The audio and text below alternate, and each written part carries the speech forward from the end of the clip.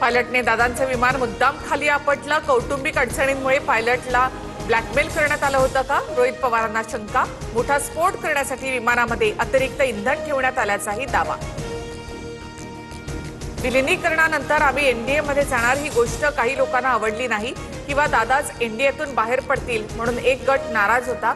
दोघांपैकी एका दृष्टिकोनातील गटाने हा अपघाताचा कट रचला होता का? रोहित पवारांचा मोठा आरोप.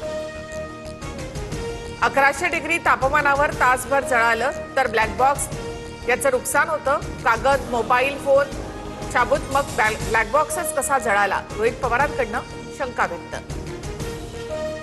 सत्तेमधले अनेक लोक VSRच्या मालकाशी संबंधित. कंपनीवर अद्याप बंदी का नाही? काहींची कंपनीच्या मालकाला वाचवण्यासाठी धडपड. रोहित पवारांचा गौप्यस्फोट.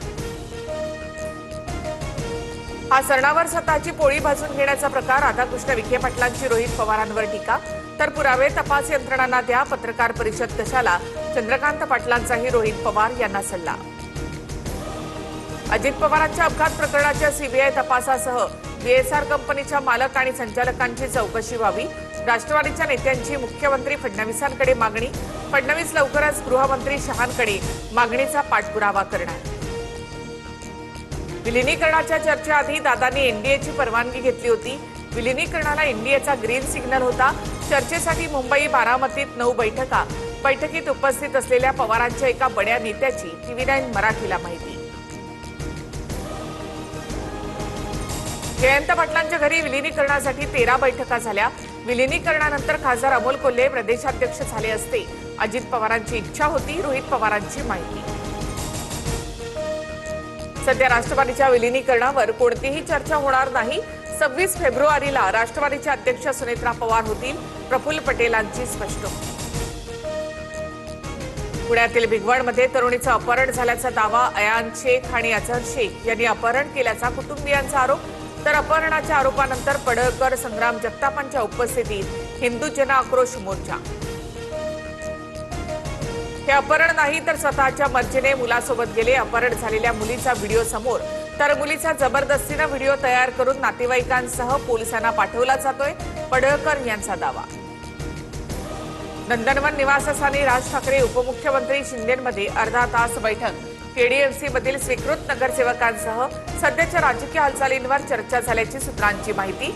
BMC निवडणुकीनंतर दोघांमध्ये पहिल्यांदाच भेट. चंद्रपूर पालिकेतील घटनेची काँग्रेसच्या वरिष्ठांकडून दखल.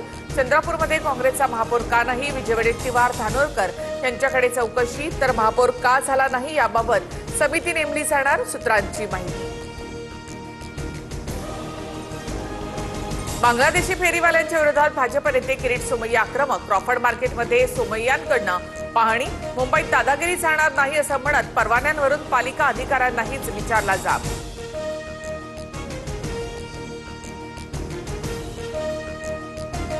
मालेगाव महापालिकेतील पहिलीच महासभा वादळी. महापौर, उपमहापौरांना भाजपकडनं संविधान तर शिवसेनेकडनं महापुरुषांचा फोटो भेट. जन्मदाखल्याच्या ठरावावर गदारोळ.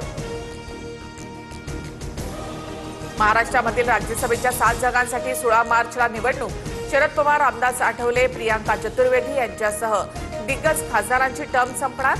रिक्त जागांसाठी राजकीय हालचाली नावे. शरद पवारांकडून पुन्हा राज्यसभेवर जाण्याची तयारी. पवारांना राज्यसभेवर पाठवण्यास महाविकास आघाडीमधील 3ही पक्षांचा होकार, सूत्रांची माहिती. तर शरद पवार मार्च पासून राज्यभर दौरे करणार असल्याची माहिती. नवी मुंबई विमानतळावरील फेडेक्स हबचे मुख्यमंत्री फडणवीसांच्या हस्ते भूमिपूजन.